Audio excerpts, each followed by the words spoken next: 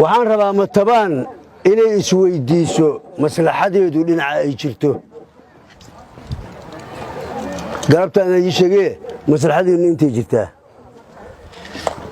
wallaahi billaahi intayna jirin marka laga eego dhinaca siyaasadda marka laga eego dhinaca horumarka marka laga eego dhinaca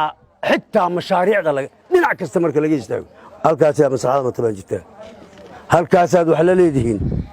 dadku waa isku dad oo laba dad maaha laakiin sumaduu kala leeyahay sumad baa u kala taal laakiin dadku waa hal dad galmudug iyo annagu laba dawladoodana laakiin hal shacbiyadaan hayno hal shacbiyadaan nahay shacabku waa isku mid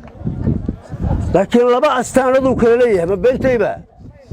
adinku hirshabeellaatiin galmudugna waxaan ka codsanaynaa faragelinta maanta kadib waa inay ka dhaaftaa waxyaabahan la yaabay intaan magaalada joogay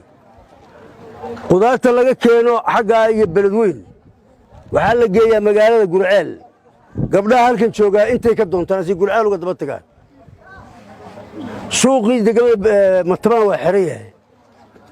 ariga gerijir laga qaado ama qodqod laga qaado waxaa loo qaadaa magaalada maxaa kalifaya suuqii baa la furayaa qudaartii mooskaa la furayaa isbitaalkaa la furayaa waa in degmada matabaan bilaha soo socdana haddaan nabadahay fadhigaygu matabaan buu noqon doonaa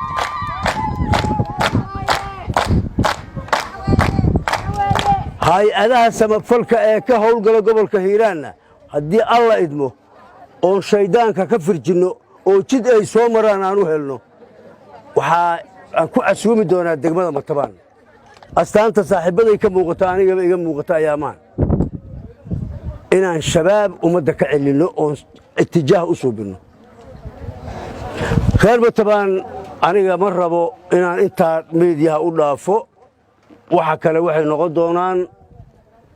in siyaabo kala duwan oo kale anuga hadalnay noqon doonaan